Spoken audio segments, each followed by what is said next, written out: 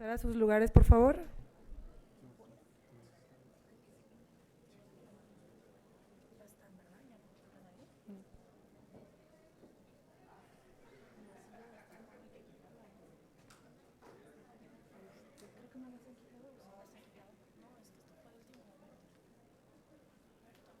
Creo que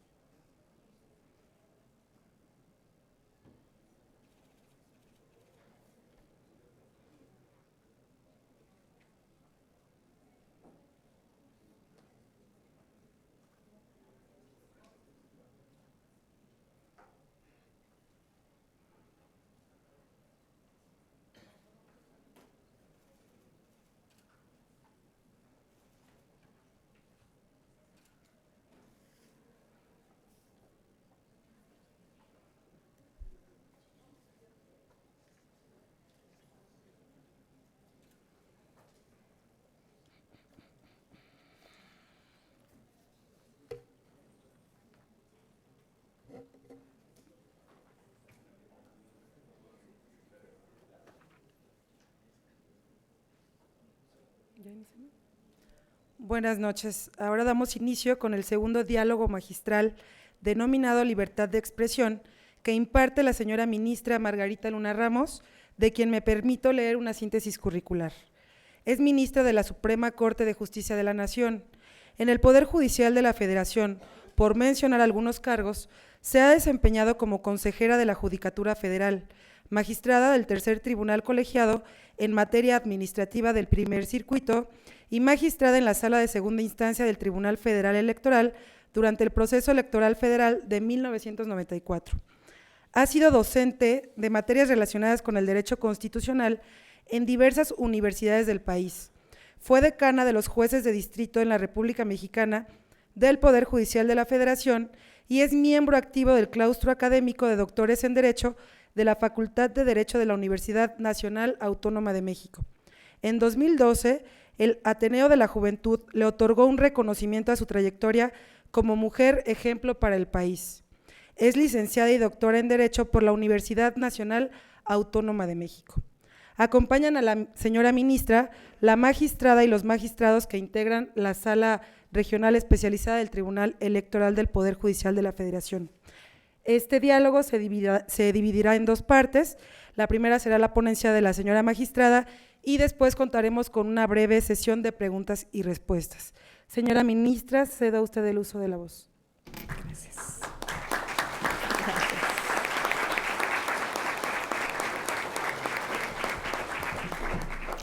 Pues muy buenas noches o tardes o noches a todas y a todos.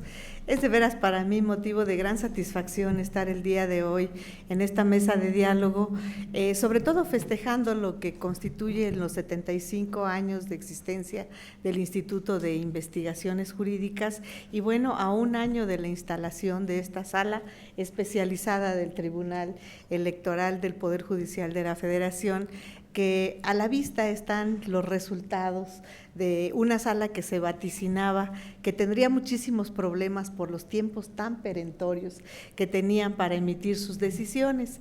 Creo que cuando la Suprema Corte de Justicia de la Nación llevó a cabo la selección de las personas que estaban participando para integrar esta sala y que tuvo la difícil tarea de integrar las ternas para enviarlas al Senado de la República, pues sí fue difícil. Sin embargo, algo que fue una gran preocupación para la Suprema Corte de Justicia de la Nación era que estas ternas se integraran precisamente por personas que estuvieran involucradas de una manera absoluta con la materia, con los tiempos, con pues el problema que implica el transitar con una materia de esta naturaleza, en la que sabemos que el rezago pues no puede existir, a diferencia de lo que existe en otro tipo de tribunales jurisdiccionales.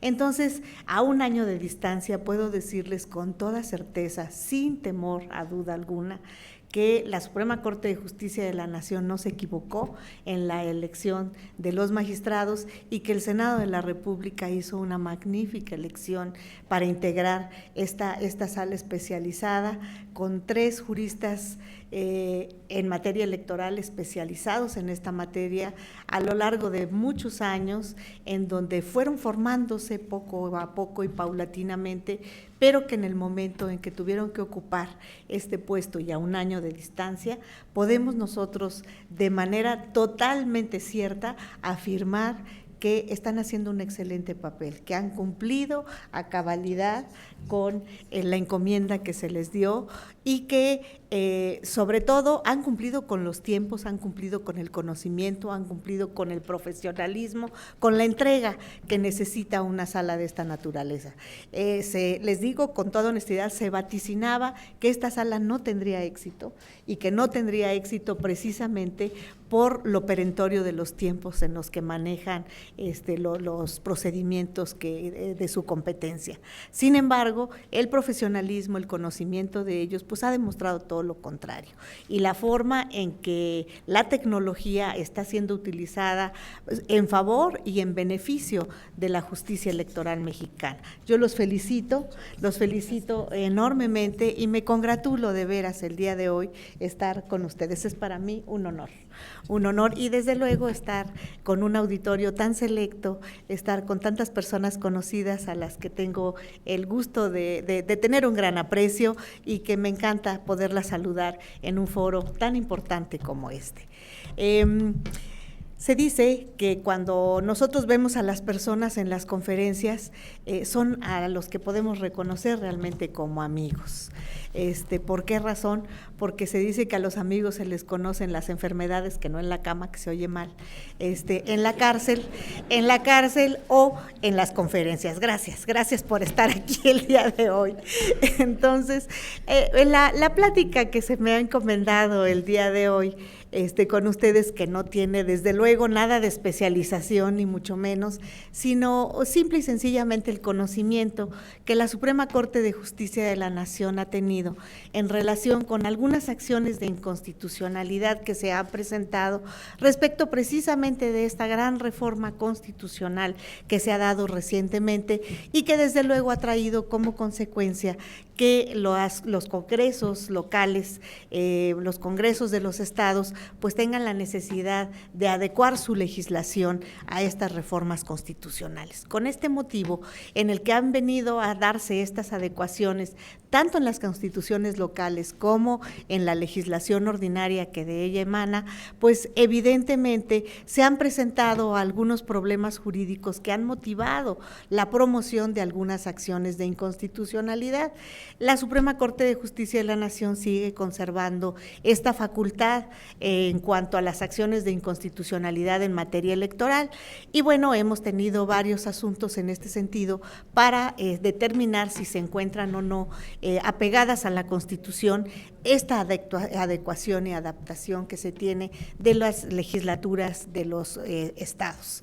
Entonces, sobre esta base, como entiendo que el tema o la temática de este este ciclo de conferencias, este ciclo de pláticas, está relacionado un poco con la libertad de expresión, pues me voy a referir a algunos criterios que ha externado la Suprema Corte de Justicia de la Nación en esta materia, en materia electoral fundamentalmente, y a 3 acciones de inconstitucionalidad que hemos resuelto muy recientemente, relacionadas precisamente con estas últimas reformas constitucionales y la adaptación de las legislaturas locales a estas reformas. Son concretamente 3 acciones de inconstitucionalidad, una de ellas del estado de Chiapas, otra del estado de Nuevo León y una del estado de Sinaloa. Las 3 están muy vinculadas a las cuestiones relacionadas con la libertad de expresión, podríamos decir. Por esa razón las he seleccionado, los temas son muy similares y lo único que quiero es manifestarles de qué se trata, por qué se impugnaron, cómo se presenta esta impugnación, cuál es la decisión que toma la Suprema Corte de Justicia de la Nación y en lo personal cuál es mi punto de vista al respecto. Como todos ustedes saben, la idea de la libertad de expresión pues es algo que ha ido cobrando carta de naturalización, sobre todo en aquellos países cuya democracia cada vez es mucho más avanzada. Los países que tienen tendencias ciertamente dictatoriales, pues se entiende que la represión en cuanto a la libertad de expresión es mucho más generalizada. Nuestro país no ha escapado a esta tendencia mundial y aquellos artículos constitucionales que en alguna ocasión eran pues realmente todavía muy pobres en materia de libertad de expresión, que se entendían que solamente deberían ser pues la famosa ley de imprenta, que era muy antigua, que databa de tiempos decimonónicos, y se entendía que lo relacionado con la libertad de expresión solamente estaba referido a aquellas plataformas políticas o aquellas argumentaciones que los partidos políticos podrían hacer para poder lograr obtener votos a los candidatos que ellos postularan. Sin embargo, pues como ustedes saben, el artículo 6 de la Constitución se reformó hace relativamente poco tiempo, de manera muy importante, en la que ahora en nuestro país se le da una amplia difusión y un amplio conocimiento a la libertad de expresión, sobre todo desde el momento en que se le reconoce como un derecho fundamental de los mexicanos, como un derecho humano, ahora que los derechos humanos se han involucrado tanto en nuestro sistema jurídico, y como tal se establece que la idea es que todas las autoridades que de alguna manera se encuentran en el uso de ciertas facultades, pues tengan como principio fundamental la transparencia y sobre todo la máxima publicidad en sus acciones y en sus decisiones. Esto no quiere decir de ninguna manera que aún teniendo estos principios de máxima publicidad no existan ciertas restricciones que de alguna manera impliquen que no todo aquello que se encuentra en poder de las autoridades, aun cuando este solo hecho de que estén en su poder se consideren públicos, no tengan ciertas restricciones, y la Constitución de alguna manera nos establece en el propio artículo 6 algunas restricciones, como son precisamente los datos personales, como son aquellas cuestiones que están relacionadas fundamentalmente con el interés público y con la seguridad nacional. Entonces, cuando estamos en circunstancias de esta naturaleza, pues entendemos que aun cuando la Constitución determine el principio de máxima publicidad, pues existen restricciones que nos limitan a que esto pueda ser dado a conocer con la facilidad que todo mundo quisiera. Entonces, los datos personales están también perfectamente tutelados y además en el artículo 6 en su fracción segunda, también lo están en el artículo 16 en una reforma relativamente reciente. Sin embargo, cuando nos estamos refiriendo a cuestiones de carácter electoral, aquí en la reforma pues relativamente también reciente, vemos que el artículo 41 de la Constitución fue reformado, y fue reformado en el sentido de establecer lo que debiera entenderse por el principio sobre todo de libertad de expresión en materia electoral. Todos sabemos que cuando estamos en presencia de una contienda electoral, estamos en presencia pues de un procedimiento en el que los ánimos pueden caldearse con mucha facilidad.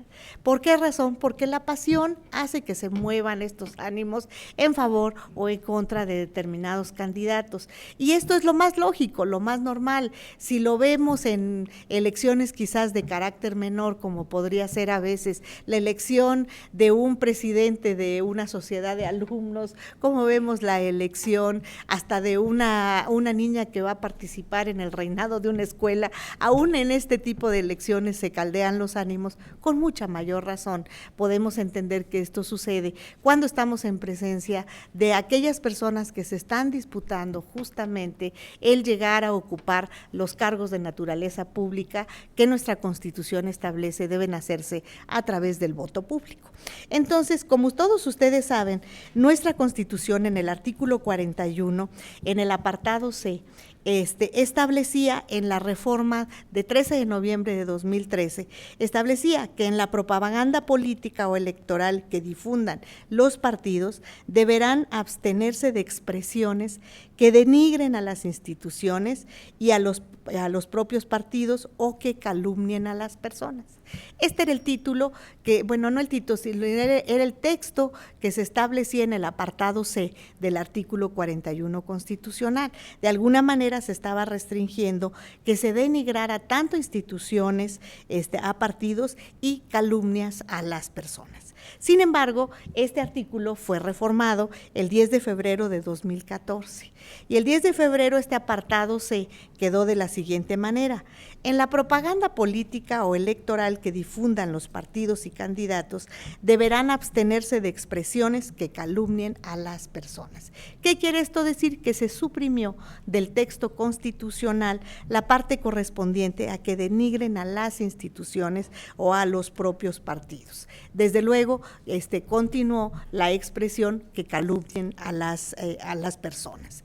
Entonces, ¿cuál es la restricción que en este momento queda respecto de esta libertad de expresión, podríamos decir, en relación con la propaganda político-electoral? La relacionada con que deberán abstenerse en expresiones relacionadas con calumnias a las personas. Entonces, sí nos queda claro que quedó suprimido lo relacionado con las expresiones que denigren a las instituciones y a los partidos políticos. Bueno, pues sobre esta base de esta reforma constitucional se han establecido diferentes leyes electorales en las diferentes entidades de la República Mexicana, en donde, tratando de adaptar la legislación local a estos artículos reformados de la Constitución Federal, tuvimos dos estados de la República, el estado de Chiapas y el estado de Nuevo León, que establecieron dentro de su legislación dos artículos en donde trataban de adaptar su legislación a esta reforma que les he mencionado del artículo 41 constitucional. Y por ejemplo, el estado de Chiapas determinó en el artículo 69, fracción 23 de la ley electoral, decía lo siguiente: los partidos políticos tendrán las siguientes obligaciones. Fracción 23, abstenerse en su propaganda política o electoral de cualquier expresión, fíjense, que denigre a las instituciones y a los partidos o que calumnie a las personas. Y una expresión semejante se dio en el artículo 40 y en el artículo 162 de la ley electoral del estado de Nuevo León. Esto fue impugnado por diversos partidos políticos a través de diversas acciones de inconstitucionalidad ante la Suprema Corte de Justicia de la Nación. Y además, lo que se aducía en la impugnación de estos artículos era precisamente la violación al artículo 41 constitucional. Y la violación al artículo 41 constitucional en el sentido de que en la última reforma que se había realizado este artículo, como leímos, realmente se había suprimido la expresión de que denigraran a los partidos políticos o a las instituciones. La interpretación de esta parte en realidad no ofreció una gran gran discusión al seno de la Suprema Corte de Justicia de la Nación, de manera prácticamente casi unánime, y digo casi porque no fue unánime, hubo 9 votos que estuvieron a favor de determinar que efectivamente había que suprimir la porción normativa de estos artículos, tanto del Estado de Chiapas como del Estado de Nuevo León, que de alguna manera estaban estableciendo las frases que denigren a las instituciones o a los partidos. Entonces se dijo, para que los artículos estén realmente acordes con lo que señala la última reforma del artículo 41 constitucional, debe declararse la invalidez de esta porción normativa, es decir, dejar todo lo demás que establecía el artículo en cuanto a propaganda, pero sí quitar la parte relacionada con la denigración de los partidos o de las instituciones. ¿Por qué? Se dijo para que sea totalmente acorde a lo establecido por el artículo 41 constitucional. Sin embargo, con posterioridad se estableció el análisis de otra acción de inconstitucionalidad que provenía del Estado de Sinaloa. Esta acción de inconstitucionalidad, en esta acción de inconstitucionalidad se impugnó el artículo 69, párrafos primero y segundo de la ley electoral del Estado de Sinaloa. Esta ley dice lo siguiente, dice: en la propaganda que contraten los partidos políticos y coaliciones deberán circunscribirse a la promoción del voto, a difundir los principios ideológicos de los partidos, las plataformas electorales y propuestas específicas de los candidatos. Los partidos políticos, coaliciones y candidatos independientes en la propaganda electoral que difundan a través de los medios masivos de comunicación evitarán cualquier ofensa, difamación o calumnia, fíjense, que denigre a candidatos y terceros, así como también se abstendrán de usar frases similares o alusivas a las utilizadas públicamente por cualquiera de las instancias de gobierno. Y un último párrafo que decía lo siguiente: se entenderá por calumnia la imputación de hechos o delitos falsos con impacto en un proceso electoral. En un principio se estableció de manera como muy sencilla el decir, esto ya ha sido motivo de discusión, porque cuando hablamos de las acciones de inconstitucionalidad de Chiapas y de Nuevo León, nos referimos de alguna manera al análisis de esta situación y analizamos la reforma constitucional del artículo 41 y bueno, se había declarado la inconstitucionalidad de aquellos artículos. Entonces, aquí, por principio de cuentas, se decía, la propaganda que contraten los partidos políticos o coaliciones deberá, entonces decían, cuando se está refiriendo a coaliciones, recordarán ustedes que a partir de esta última reforma constitucional, la Corte determinó que todas aquellas legislaciones que regularan las coaliciones estaban de alguna manera invadiendo la competencia del Congreso de la Unión, porque se dijo que a partir de la Ley General, la distribución de competencias para efecto de regulación de las coaliciones, esta se entendía de manera específica como competencia federal, no como competencia de las legislaciones de los estados. Sin embargo, aquí tuvimos muchas discusiones en la Suprema Corte de Justicia de la Nación, porque había quien decía que el hecho de que se estableciera como competencia federal exclusivamente el análisis de coaliciones no quería decir que todo aquello que estuviera relacionado con la palabra coalición tuviera que declararse inconstitucional, que había ocasiones en que había que hacer ciertas reminiscencias a la ley federal y que bueno, esto justificaba el hecho de que las legislaciones locales hicieran alguna referencia a la palabra coaliciones.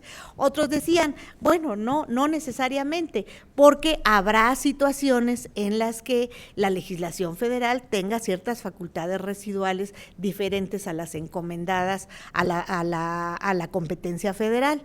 Entonces hubo una discusión muy seria y se dijo que muchos, que la mayoría dijo, en el momento en que se mencione prácticamente la palabra coalición, estaríamos en la posibilidad de declararla inconstitucional. Y se dijo, bueno, a lo mejor es exagerar un poquito.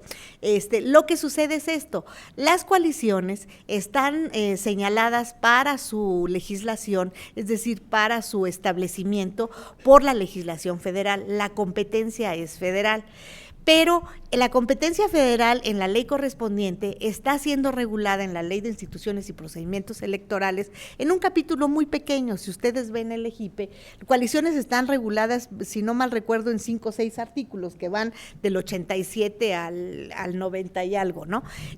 Pero es un capítulo muy pequeñito. Entonces, ¿qué se decía? Por supuesto que entendemos que la regulación de las coaliciones es federal y que es el Congreso de la Unión el que tiene esta facultad, pero para legislar su normatividad, cómo deben de llevarse a cabo, su uniformidad en relación con todas aquellas que se presenten en toda la República. Pero, por ejemplo, en el artículo que estábamos analizando, al que he hecho referencia del estado de Sinaloa, se decía, aquí está haciendo referencia a coaliciones, sí, es totalmente cierto, pero esto no significa de ninguna manera que debamos establecer la inconstitucionalidad del artículo en la palabra coaliciones. ¿Por qué razón? Porque se está regulando la propaganda electoral y en los artículos que se establecen en la Ley de Instituciones y Procedimientos Electorales, en el capítulo correspondiente a su establecimiento, no se regula la propaganda electoral.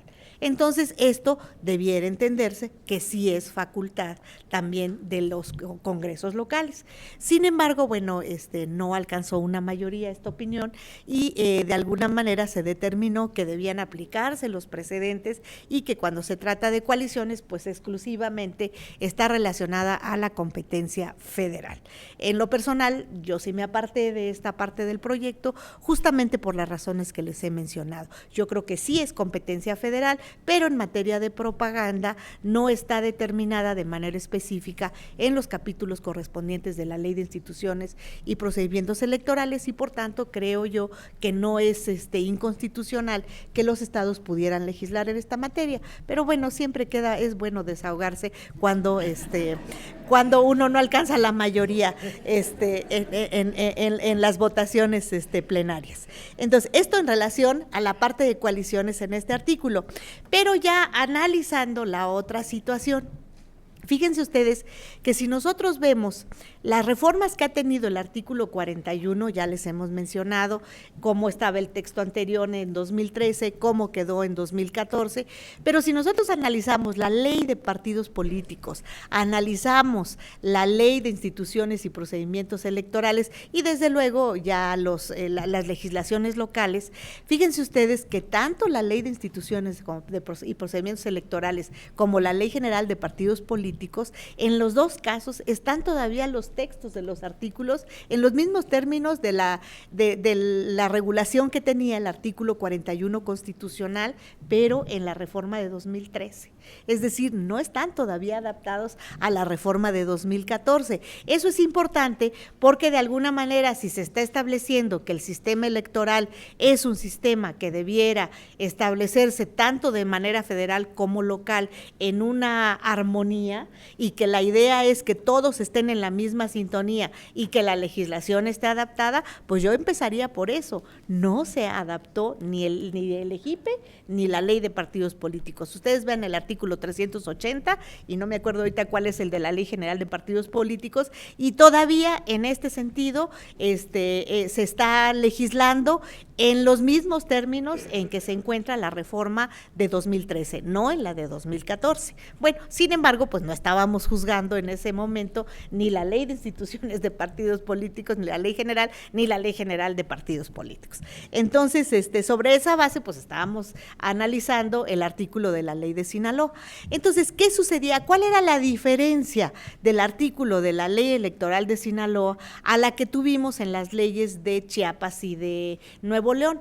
En las leyes de Chiapas y de Nuevo León, en realidad lo único que se quitó era todo aquello relacionado con que no se denigrara a las instituciones ni a los partidos políticos. Sin embargo, en la ley de Sinaloa, la redacción es totalmente distinta. La ley de Sinaloa ya no se está refiriendo ni a las instituciones ni a los partidos, se está refiriendo a las personas. Fíjense ustedes, dice, los partidos políticos, coaliciones y candidatos independientes en la propaganda electoral que difundan a través de los medios masivos de comunicación evitarán cualquier ofensa difamación o calumnia que denigre a los candidatos y terceros. No se está refiriendo ni a los partidos políticos ni a las instituciones, así como también se abstendrán de usar frases similares o alusivas a las utilizadas públicamente por cualquiera de las instancias de gobierno. Entonces, sobre esta base, yo creo que estamos hablando de una situación muy diferente a la que analizamos en las otras acciones de inconstitucionalidad. Sin embargo, aquí también la mayoría, llevando pues un análisis muy similar al que habíamos realizado de los precedentes que hemos señalado, se determinó que debía declararse la inconstitucionalidad de las porciones normativas que señalaban ofensa, difamación y que denigre, no decía los candidatos. ¿Para qué? Para dejar única y exclusivamente la calumnia a los candidatos y a los terceros, y de esta manera la mayoría opinó que se estaba pues dejando el texto constitucional justamente en los mismos términos en que se encuentra establecido el artículo 41, apartado C, que ya habíamos mencionado. Se dijo, esto hay que eliminarlo, y se deja exclusivamente como una restricción las calumnias a los candidatos o a las personas. Para variar, yo me aparté de esta decisión. Y quiero decirles cuál es la razón por la que yo me aparto de esta decisión. Desde luego que no hay una restricción constitucional específica que nos diga que no puedan aceptarse las ofensas, las difamaciones o que se denigre a las personas. Lo único que se está determinando en el artículo 41 constitucional es la calumnia hacia las personas, y estoy perfectamente consciente de esta situación. Pero yo entiendo que si no se trata de una restricción constitucional que nos diga esto no se puede hacer, yo creo que los estados pueden tener una libertad de configuración normativa donde determinen qué tipo de elecciones quieren tener. Y a mí me parece que esto es muy válido y muy justo. Si en un estado no se pretende que la elección se dé a través de situaciones de estar denigrando a los candidatos, de estar diciendo que los defectos que puedan tener personales, familiares, o los apodos que les puedan poner, o las situaciones denigrantes que les puedan decir, a mí me parece que esto es muy correcto. No es que exista una restricción constitucional en este sentido. La restricción es simplemente que no se calumnie, pero si el Estado de la República que está legislando pretende que su legislación lleve a cabo una elección, yo diría con cierta altura, con cierto nivel, en la que se privilegie el que la campaña política no se denigre en estarse en dimes y diretes de los candidatos, de que mariquita, que es esto, que es el otro, y que por el contrario se privilegie el hecho de que se haga saber a la comunidad la plataforma política, la ideología de los partidos y además las propuestas individuales de cada uno de los candidatos. En lo personal, a mí me parece que eso es que el legislador de ese estado quiso tener en su estado una elección distinta, una elección propositiva, una elección que no se abarate, perdónenme la palabra, que no se abarate con cuestiones de estarse diciendo dimes y diretes, sacándose trapitos al sol y cosas de esa naturaleza. No, yo creo que el Estado está persiguiendo una elección distinta, una elección más propositiva, una elección, yo diría, que no se abarató tanto. Por esa razón a mí me parece que si el Estado estableció de alguna forma que la ofensa y la difamación no eran correctas, a mí no me parece que esto atente contra la Constitución.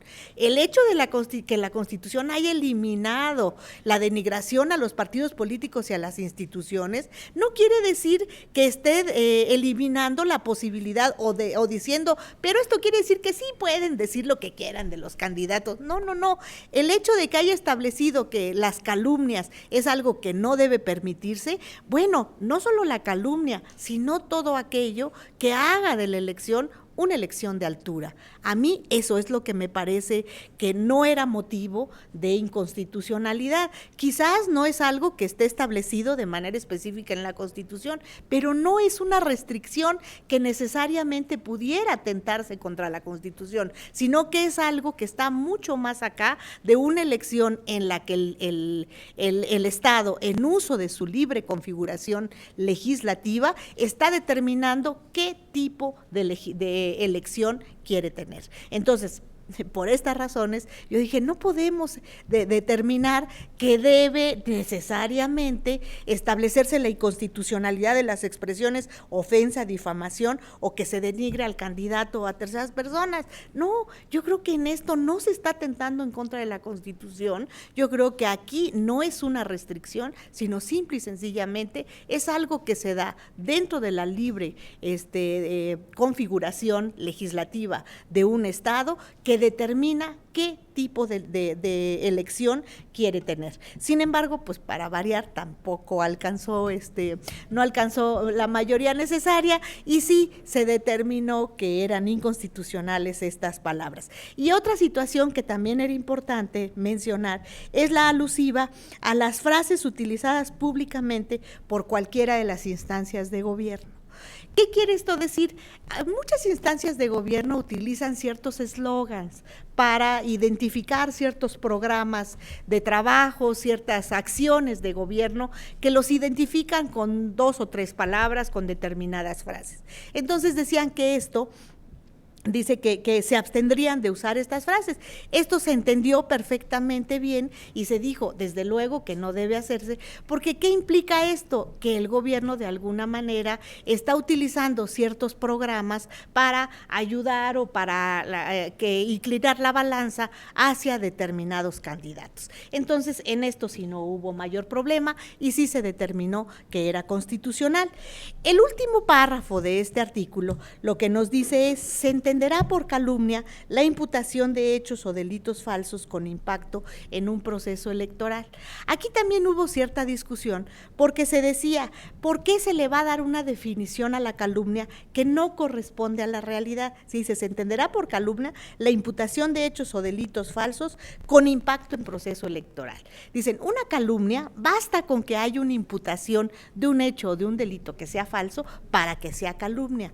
¿Y qué es lo que sucede con este párrafo? Que dicen, bueno, sí, está bien que calumnies o que digas, pero para que tenga la repercusión en el proceso electoral, quiere decir que esto es necesario que impacte en el proceso electoral. Yo ahí también lo que diría es, pues no es necesario, simple y sencillamente en el momento en que se está calumniando a una persona, bueno, pues se le está deleznando en cuanto a su dignidad, en cuanto a su persona, en cuanto a su prestigio, y bueno, eso yo creo que a cualquiera le impacta, pero para efectos de la elección se dice, no basta con eso, además tiene que haber impactado esa calumnia en el proceso electoral. Aquí lo que se dijo en la Suprema Corte de Justicia de la Nación fue que si bien es cierto que desde el punto de vista gramatical, desde el punto de vista conceptual, pudiéramos entender que con calumnia basta con que se dé la primera parte, es decir, la imputación de hechos o delitos falsos para que se dé la calumnia, lo cierto es que como estamos dentro de un procedimiento electoral, debe entenderse que aquí no estamos en una definición semántica, sino en una definición que es la propia legislación la que nos está otorgando. Y entonces sobre esa base se declaró también la validez de este último artículo. Sé que son las 8, sé que estamos en el límite, me quise apurar mucho para no cansarlos demasiado, pero si quieren podemos pasar a la siguiente parte de nuestra plática. Muchísimas gracias por su atención.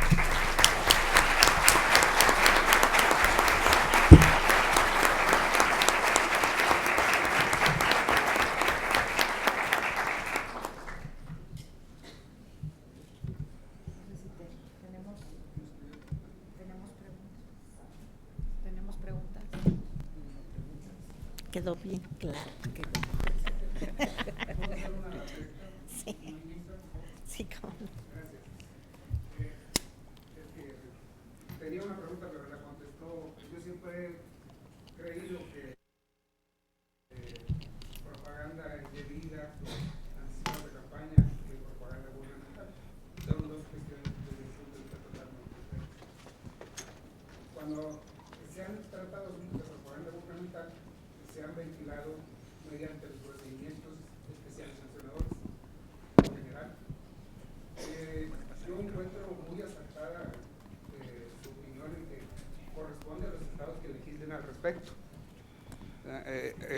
quiere decir que la acotación constitucional en el artículo 134 no prevé cuál es la vía por la cual se deben ventilar esos asuntos. Mi pregunta sería, en su opinión, ¿qué vía recomendaría? Si partimos de la base que los procedimientos administrativos especiales solamente son procedentes durante los procesos electorales, y en el otro caso sería la vía ordinaria, hablando de administrativos. Pero también pienso que no necesariamente tenía que ser ninguna de las dos, pudiera ser un trámite especial. Esa es mi pregunta. Sí, como no, con mucho gusto. En primer lugar, pues me da mucho gusto que coincida con mi opinión respecto de lo que dicen los congresos locales. Me da mucho gusto no quedarme solita en una opinión. Y por otro lado, en cuanto a lo de la propaganda, sí, efectivamente, tal como usted lo determina, son dos tipos de propaganda totalmente diferentes. Una es la propaganda que tenemos dentro de un procedimiento electoral que está regido justamente por el 41 constitucional y que desde luego para eso la sala especializada puede tener una amplia participación en cuanto a las sanciones o los problemas que se pudieran presentar durante ella. ¿Por qué? Porque estamos hablando de propaganda electoral, pero cuando hablamos de propaganda gubernamental, estamos hablando de otro tipo de situaciones, es decir, la propaganda que se da por cualquier entidad gubernativa que tiene ciertas regulaciones, ciertas limitaciones y que desde luego en el momento en que se incurre en alguna falta por haber pues violado los tiempos, recuerden ustedes que hay situaciones en las que cierta propaganda gubernamental no se puede dar. ¿Por qué? Porque nada más tiene que ser sin el rostro del gobernador o de la persona que se está dando cierta publicidad, que si es nada más para los informes, que si es nada más para el estado correspondiente. Bueno, eso ya no es propaganda electoral, esto es propaganda gubernamental.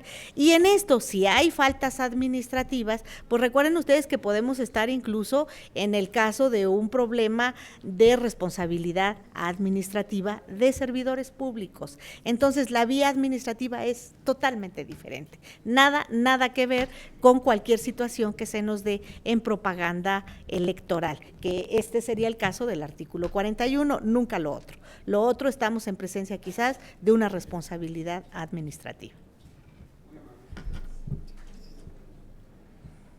¿Alguna otra pregunta? Ahí está el micrófono. Bueno, pues, es que quedó muy claro. Señora ministra, agradecemos como siempre su excelente exposición y reflexiones, que en este caso están relacionadas con la libertad de expresión, que es un pilar fundamental de toda democracia, y además con una de sus limitantes como lo es la calumnia en la materia electoral. Agradecemos también la participación y el acompañamiento de los señores de la magistrada y los magistrados de la sala especializada. De igual forma, agradecemos a todos los asistentes su participación en este observatorio. Retomamos actividades el día de mañana a las 9. La señora magistrada le va a otorgar y los señores magistrados un reconocimiento a la ministra Margarita Luna Ramos por su brillante participación.